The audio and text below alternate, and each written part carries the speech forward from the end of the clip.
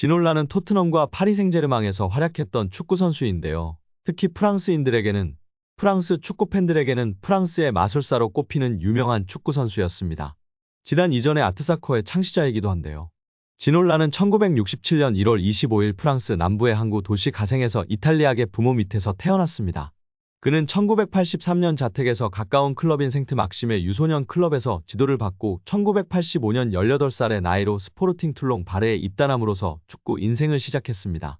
1988년에 데뷔한 지놀라는 프랑스의 촉망받는 유망주들 중 하나였고 그 중에서 가장 성공한 선수로 꼽히고 있습니다.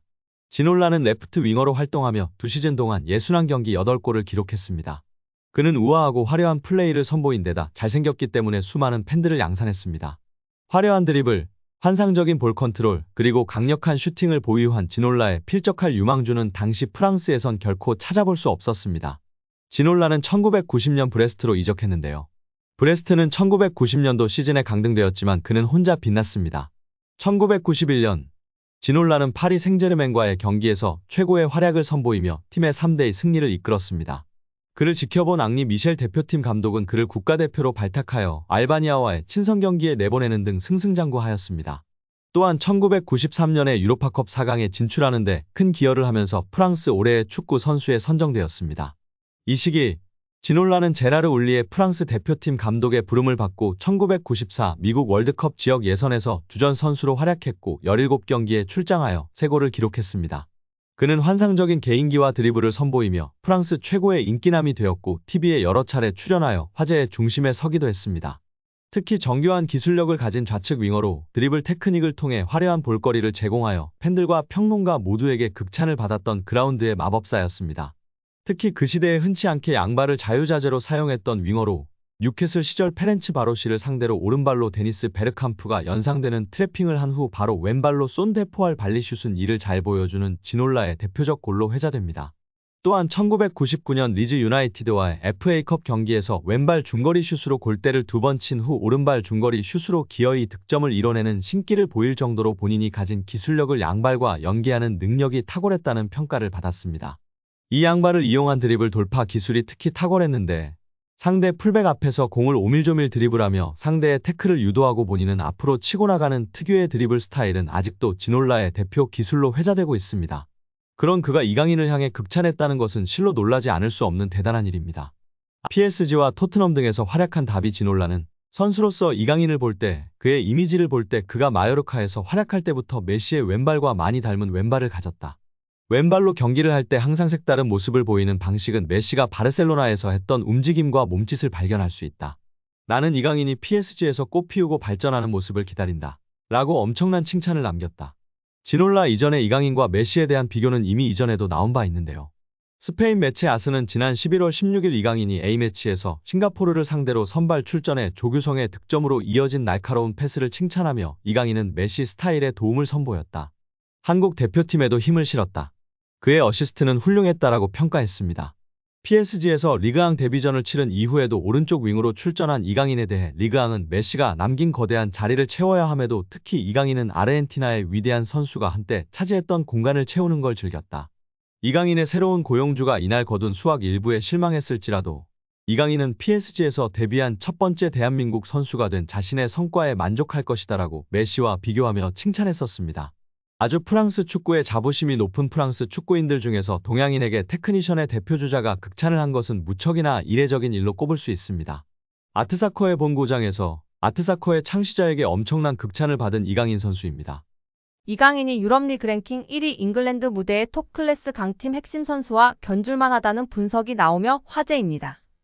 프랑스 리그앙 파리 생제르맹은 2023년 8월 마요르카에 2,200만 유로 약 328억 원을 주고 이강인을 데려와 2027년도 시즌까지 연봉 727만 유로 약 108억 원 및 5년 총액 3,635만 유로 541억 원 계약을 맺었습니다. 2,200만 유로는 마요르카 구단 역대 2위 및 한국인 역사상 세 번째로 많은 이적료입니다. 이강인은 PSG 소속으로 2023년도 시즌 리그앙 23경기 3득점 4도움, 출전 을 뛰면서 90분당 공격 포인트 0.43으로 활약했습니다. PSG는 유럽클럽 전체 랭킹 6위, 프랑스는 유럽 리그 랭킹 5위인데요. 저명한 축구 통계 매체 옵타 스포츠에 따르면 미드필더로서 이강인과 가장 비슷한 선수는 프리미어리그 준우승팀 아스널의 주장 마르틴 웨데고르입니다. 70개 국가 및 30종목을 대상으로 하는 글로벌 통계회사 옵타 스포츠가 최근 365일 유럽 5대 리그 및 챔피언스 리그, 유로파리그 자료를 토대로 선정한 비교 대상을 발표하며 팬들의 관심을 받고 있습니다. 아스널은 2023년도 잉글랜드 프리미어리그 준우승을 차지했는데요. 잉글랜드, 이탈리아, 스페인, 독일, 프랑스는 유럽 리그 랭킹 빅5입니다.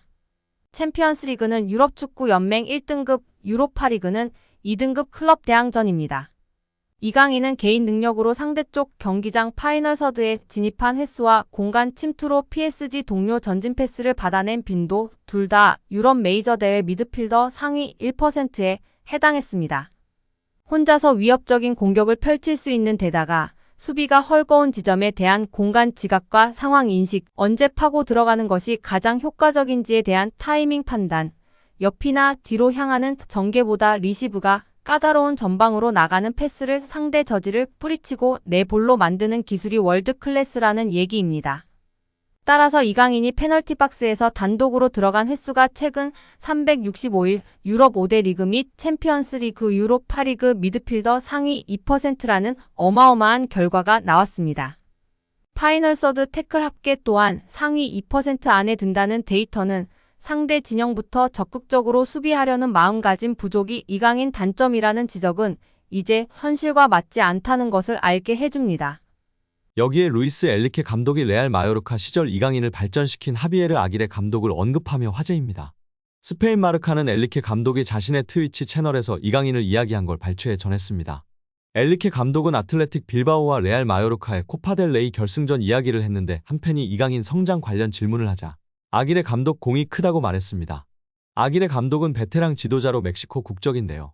멕시코 대표팀을 비롯해 오사수나, 레알 사라고사, 에스파뇰, 레가네스 등 스페인 팀을 주로 지휘했습니다. 2014년부터 1년간 일본 사령탑으로 있기도 했습니다. 2021년도 시즌 중도에 마요르카로 온 아길레 감독은 이강인, 쿠보 다케우사를 활용해 스페인 라리가 잔류를 이끌었습니다. 지난 시즌 이강인을 한층 더 발전시켰습니다.